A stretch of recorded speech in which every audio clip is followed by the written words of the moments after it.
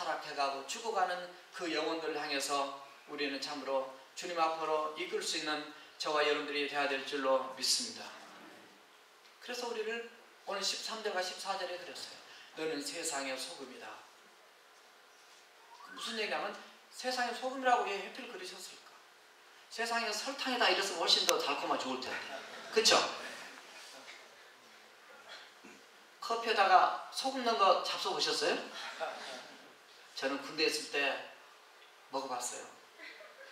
군대에 있을 때 군종사업회 하면서 밖에 교회 중고등학생 한 80명 된 지도교사하고 제가 그때 교회에서 피아노 쳤거든요. 몰랐죠? 아시면 아시죠? 그랬는데 제가 떠난다고 파송식 끝나고 목사님 사택 들어가서 우리 학생들이 커피 타왔어요. 먹어보니까 맛이 너무 이상했어요. 그 목사님 아들 이름이 신기였어요. 정신기. 이름이 갑자기 생각나네. 굉장히 신기로운 커피였어요. 제가 그렇게 얘기했습니다. 그 여학생한테 혹시 신기 오줌 가지고 커피 탄 거 아니야? 농담으로 알았습니다. 자기들이 먹어보더니 너무 짰어요. 그래서 다시 가지고 와서 다시 설탕 가져왔어요. 이 짠 게 적당히 들어가면 좋은데 너무 짜니까 도저히 먹을 수가 없더라고요. 하나님이 해필 우리를 설탕이라고 안 하셔서 설탕 많이 먹으면 또 당뇨병을 다 문제 될 텐데 또 소금 짠 거 많이 먹는다고 요즘에 또 이 심혈관 질환에 모든 문제가 생기잖아요. 왜 소금이라고 그러셨을까요? 세상은 죄악으로 인해서 하나님 보실 때 부패되어 있다는 거예요. 썩어져 있다는 거예요. 왜 빛이라고 그러셨어요? 세상은 어둡다는 거예요. 예수 그리스도 그분이 빛이고 하나님은 빛이라고 요한일서 1장 5절도 그러셨고 예수님 나는 세상의 빛이라고도 오늘 빛이다라고 하셨지만 요한복음 8장 10절에서 나는 세상의 빛이라고 말씀하셨어요. 근데 세상은 어둡다는 거예요. 왜? 아담과 하와의 타락 이후로부터 인류의 역사는 그런 죄악으로 점철되어 왔기 때문에 어차피 세상은 어둡고 병들고 그렇게 타락하고 부패하고 알지 못하고 그냥 그렇게 살아간다는 거예요. 그럼에도 불구하고 바로 그런 세상을 아직도 하나님은 사랑하고 계시. 어떻게 보면 짝사랑이죠. 세상을 우리도 다 하나님이 짝사랑하셨던 대상입니다. 우리가 복음을 듣고 전도를 받고 주님 앞에 나와서 참 깨닫고 나서 보니까 하나님이 그 전에서부터 나를 사랑하셨구나.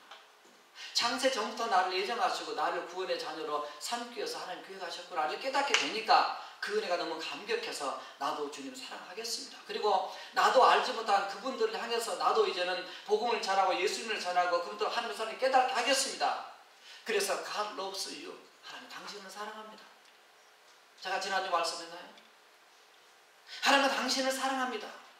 이런 말 자체도 들어보지 않는 영혼들이 밖에 너무나 많다는 하나님은 저와 여러분들 뿐만 아니라 세상 밖에 지금 구원받아야 될 수많은 영혼들도 하나님이 여전히 사랑하고 계시고 그들을 향해서도 십자가에 못 박혀 죽으신 예수님의 그 놀라운 사랑과 그 은혜를 우리가 알았다면 그분들에게 전해서 이 사순절 기간 동안 또 3.1운동 하면서 정말 앞에서 설교만 하고 외치기만 하는 게 아니라 우리가 정말 예수님의 그 마음과 심장을 가지고 있다면 정말 우리가 한번 말이라도 입이라도 벌려서 영혼을 건지고 살린 일에 바로 교회 동역보다는 뭐 그렇게 생각해 보는 거. 교회가 그리스도의 몸이니까 예수님과 함께 동역하는 귀한 삶인 줄 알고 우리도 기도하면서 힘쓰고 예수님으로 이 땅을 회복시키는데 치유하는데 동역자가 되어야 될 줄로 믿습니다.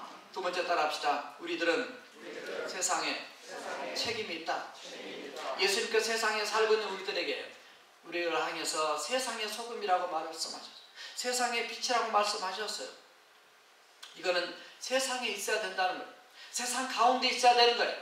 교회 안에서만 비치고 교회 안에서만 소금이 아니라 세상 가운데 나는 빛으로 살아야 되겠어. 나는 거룩하게 구별되어 살아야 되니까 난 산속에 들어가서 나 혼자 도 닦고 살아야 되겠다. 그거는 기독교가 아닙니다. 우리 기독교는 세상 속에서 영향력을 발휘하는 그런 종교예요. 나 혼자 예수 믿고 평생 산속 들어 도나 닦고 앉았고 가는 그런 거 하나 원하는 게 아니에요. 어디 성경 가도 그럼 하나도 없습니다. 광야에 가서 금식하고 기도하고 했지만은 하나님 받은 은혜를 가지고 내려와서 예수 그리스도를 선포하고 복음을 선포하기 위해서 잠시 하나님 불러서 기도를 시켜서 기도 속에 들어가고 연구하고 뭐 이렇게 한 거지, 근본적 목적은 그거 아니다.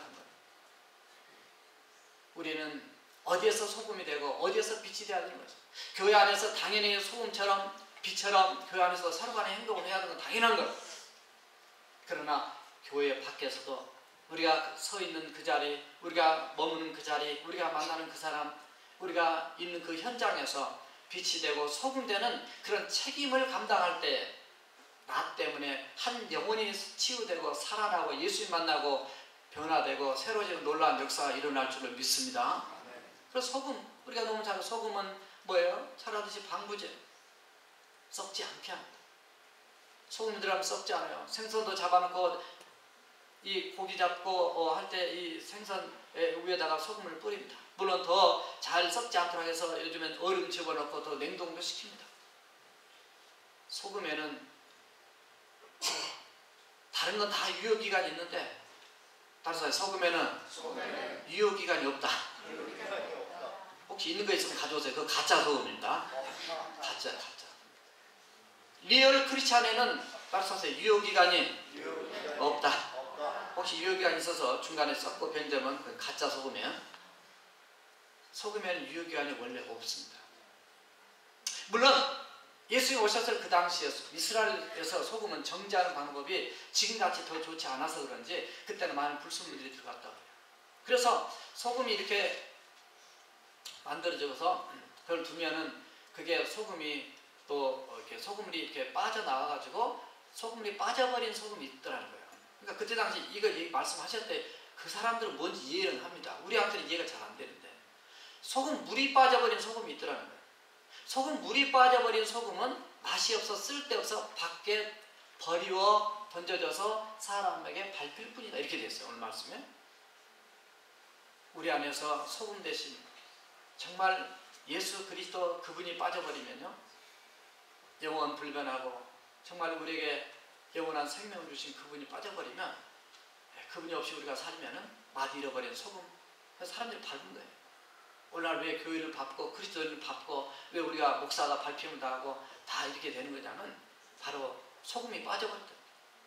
소금이 빠지면 썩는 거예요.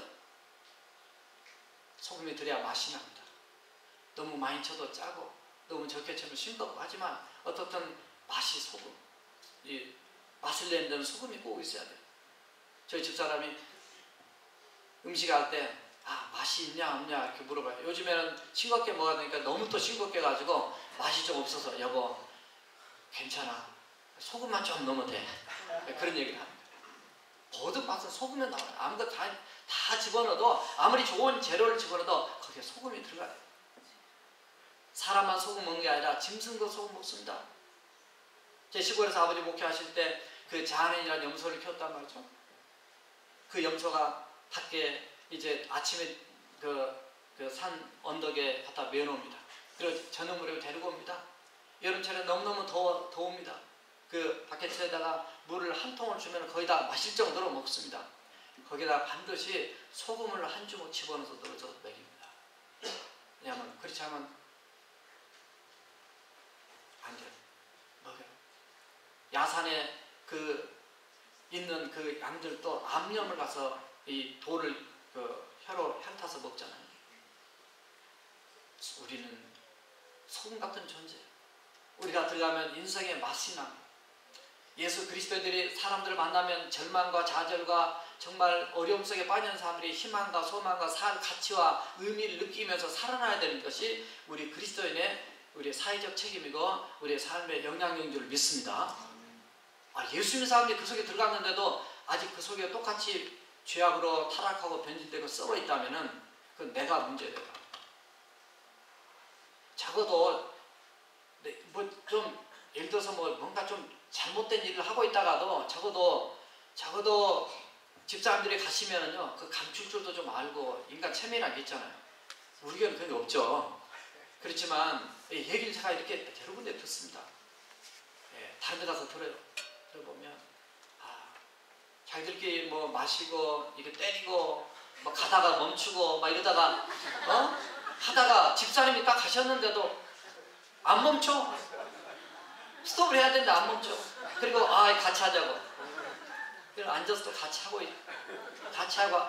앉아 있어요.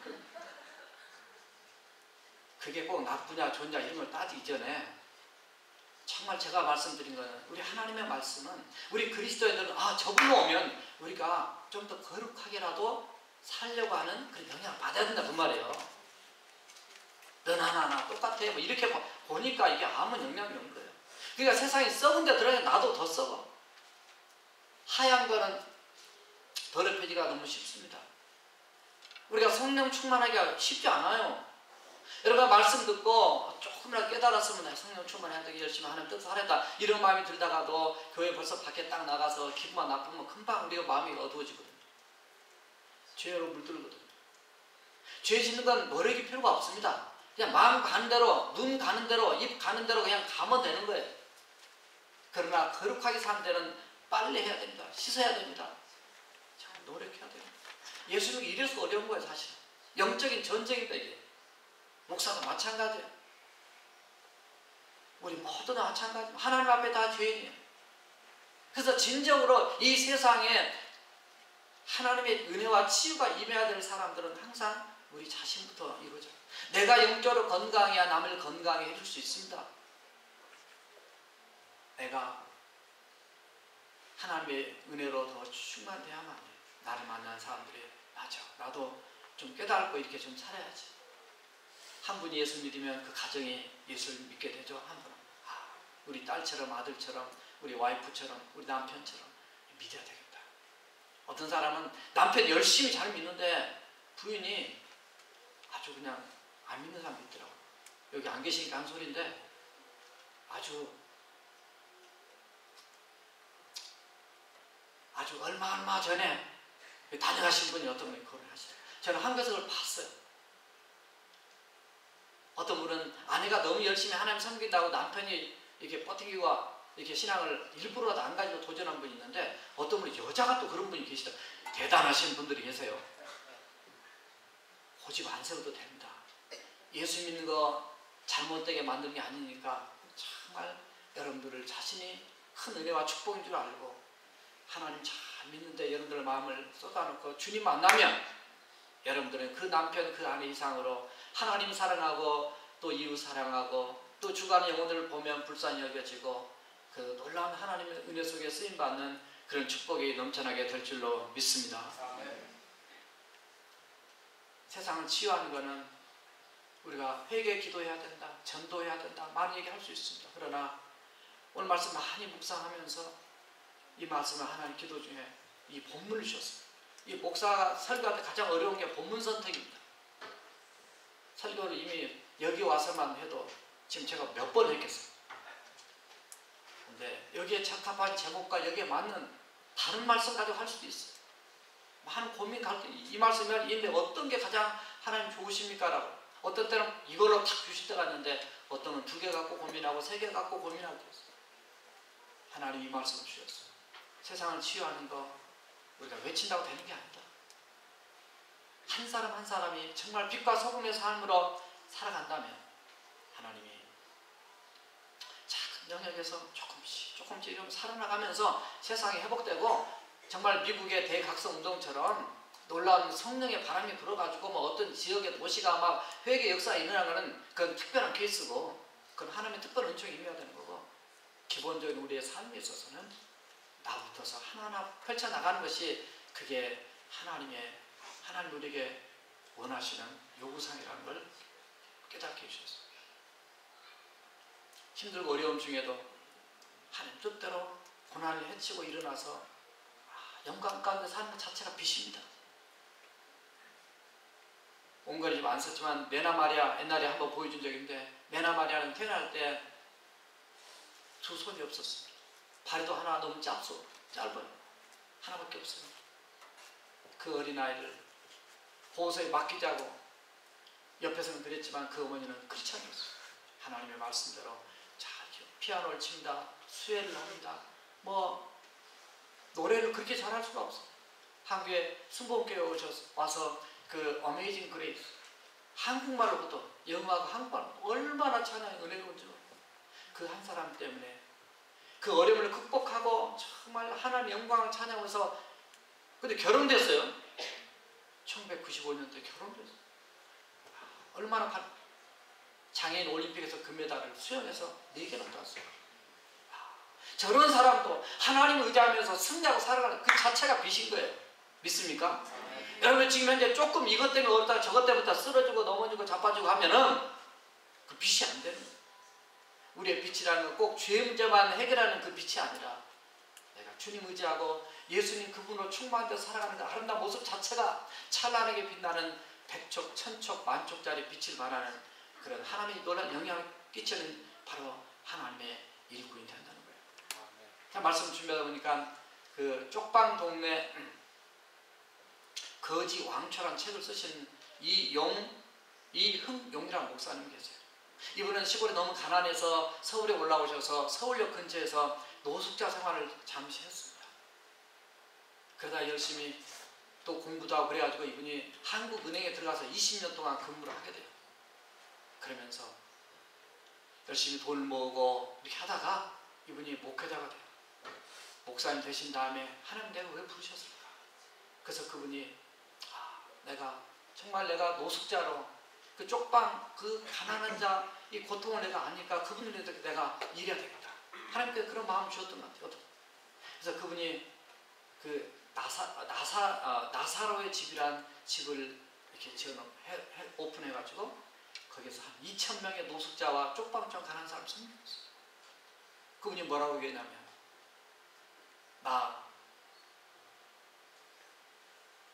나만 행복해서는 진정한 행복을 느낄 수가 없다. 내 이웃이 행복할 때 내가 진정으로 행복하다. 그러면서 그 귀한 사람을 하고 있어요. 곳곳에서 저는 이런 분들이 정말 세상을 치유하는, 세상을 회복시키는, 한 영혼의 사람을 회복시키는 게 세상을 회복시키는 거예요. 가난하고 정말 낙심되고 좌절되고 그냥 직장 쫓겨나서 그냥 때론 가족에서 버림받아가지고 들어보면 한 사람은 사이 너무 많은 인생들이 그분을 살리는 것이 세상을 치유하는 것이고 이게 정말 빛된 삶이고 소금의 삶이고 이 땅에서 우리 크리스찬이 우리가 있는 현장에서 하나님 내게 또 부르신 부름 앞에 충성을 다하는 아름다운 삶인 줄로 믿습니다. 세 번째 따라합시다. 예수님이 유일한 치료자시다. 1982년 1월 26일 날 그 레이건 대통령이 연두 교사를 해서 연초에 보통 이렇게 연설을 하게 됩니다. 연설을 하게 될 때 어떤 한 사람을 소개를 합니다. 그 사람 이름이 레니 스커트릭이라는 사람인데 이 레니 스커트릭이라는 사람은 어떤 사람이냐면 바로 그해 1월 13일 날 오후 4시 6분 플로리다 항공 그 비행기가 뉴욕의 그 공항에서 출발해가지고 이륙을 하다가 그 포토맥 강이 있잖아요. 포토맥 그 옆에 강에 추락을 했습니다. 1월이니까 얼음이 얼었습니다. 너무너무 날씨가 춥습니다. 추락하는 것을 마침 기자들이 그 비디오를 찍었습니다. 수많은 사람이 지켜봤어요. 거기에 탄 사람이 83명이 되는데 비행기가 얼음을 뚫고 쳐박았으니까 이 사람이 다 죽죠. 그런데 그때 뒤쪽에 있는 사람들이 몇 사람 이렇게 나오게 되는데 나와도 물속에 들어가서 얼음 속에 빠져 들어갈 수 있습니다. 구조 헬기가 와서 사람을 건져냅니다. 그런데 한 사람을 건져내는데 어떤 한 여인이 좀 뚱뚱하더라고요.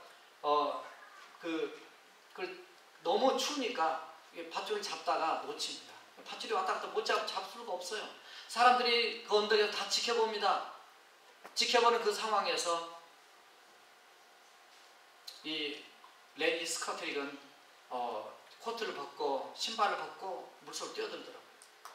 뛰어들어서 가가지고 그 여인이 밧줄을 잡을 수 있도록 도와줘서 살려냅니다. 이 사람들이 살아난 사람을 5명으로 얘기하고 있어요. 물론 그 앞에 사는 사람도 있지만 아무튼 이 사람 때문에 5명이 살아나게 되고 78명이 죽게 됩니다. 그래서 이 너무나 영웅적인 이 행동 때문에 1월 13일에 있었던 그 사건의 이 주인공을 갖다가 이 레이건 대통령이 그 1월 26일 날 하원 의원 그 의원들이 다 모이는 그 장소에다가 그 이분을 초대를 하게 되죠. 초대를 해가지고 이분을 이제 소개하게 됩니다. 정말 감동을 준 이분을 소개해요. 너무너무 감동. 세상에 저런 사람이 오늘날 사람이 매 맞아도 그냥 내버려 둡니다. 미국에서 어제 뉴스 보니까 그냥 돈 20불 자기 아버지가 안 갚았다고 그 아들을 빨개버리고 때린 거를 사람들이 옆에 지나만 보고 있는, 그게 지금 수사 들어가겠다고 지금 나온 걸 봤는데요. 세상이 옆에 매 맞아도 나도 매 맞을까 봐서 못하고 이런 세상이 됐어요. 그런데 이 사람은 28살 먹은 공무원이었어요. 레니 스커트님. 그 이후로부터 매년 대통령이 그 연설을 할 때마다 그해 가장 미국에서 정말 감동을 주고 사람들에게 희생적인 이런 훌륭한 사람들을 초대하라 하든지. 그래서 원래 그 사람은 그 레이건 대통령 부인 낸시 여사 옆에도 앉히죠. 바로 이분이 그런 귀한 일을 하십니다. 그 다음부터서 이것이 거의 관례가 돼가지고 올해도 그 3명을 얘기한 걸 들었어요. 5명만 그렇게 물속에 뛰어들어 살려는 도 위대한 영웅으로 사람들이 생각하고 너무나 존경받습니다. 나도 그렇게 살고 싶습니다라는 도전과 은혜를 받습니다. 예수님은 5명이 아니라 온 인류 구원을 위해서 십자가에서 그냥 돌아가신 게 아니라 그 전부터 채찍을 받으시되 예수님 골고다 산에서 십자가에 달리신 게 아니라 예수는 이미 그를 대적하고 잡아 죽이는 예루살렘 그 법정에서부터 이미 십자가를 짊어지고 이미 거기서부터 십자가에 달리고 가신 거나 마찬가지입니다. 저와 여러분들이 이 세상을 정말 치유하는 데는 결국은 교회 안에서 하나님 일하면서 때로는 힘들고 어려움도 있지만 그것은 행복한 고민입니다. 여러분을 밖에서 때로는 채찍에 맞고 때로는 내가 목숨을 잃고 정말 그 어둠 속에 뛰어드는 한이 있더라도 결국 우리가 짊어져야 될 십자가는 세상 속에서 짊어져야 될 그 십자가, 그 삶이 이 세상을 치유하고 회복시키고 하나님 놀란 영광을 너희 착한 행실로 하나님께 영광을 돌리라.